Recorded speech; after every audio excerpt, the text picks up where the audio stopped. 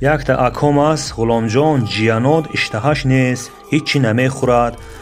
دروناش پوری کیرمای روش و سفید داغچه پیدا شده است میگوید اکا جان سبحانکا من یک تا دارو تیار کردم میتیم خدا خواهد خورانه دخترچوی من باری زور میشد میغلطد کیرماش 1 کیلو تخم کدو تازه 1 گالوفکا چیسنوک 10-12 دانه هست و 4-5 دانه سبزی اینا پوست کرده میگیریم باید 1 تا 2 لیتر بانکا با غنجت باید انا تازه کرده گرفتیم انا کن مایده میکنیم یکم تخم میریزیم زورش میرسیده باشد همشته دویم سبزی های میپرتیم 4 تا سبزی بسه سیوم چسنوگای عجل کیرمای میبند مایداش میکنیم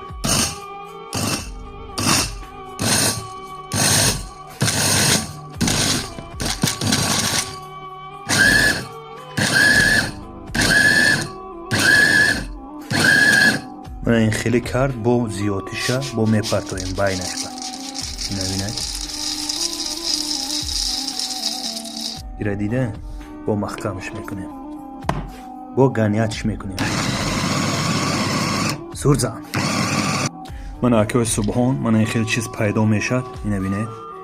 این عجل کیرمای سبزی چیسناک تخمی کدو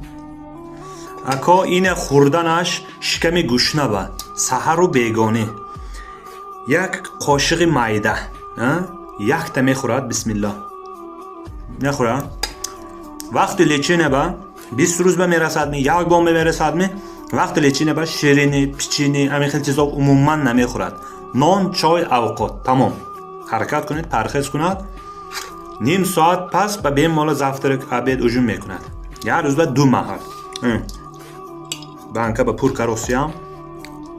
برده میتیم برای اکو جونم اکوی صبحون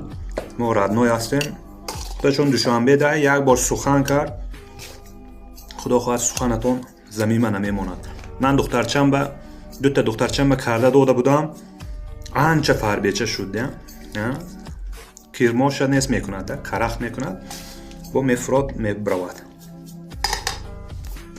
2 تا 1 لیتر کرده موندم اینا ابیزات نخالدینی با مونید که من این چسناک هست بیزیب شدنش ممکن تاجیکستان جان دلم وطنم هم وقت به پیش بچه‌هاتون کیرم داشته باشد تیار کرده تیتون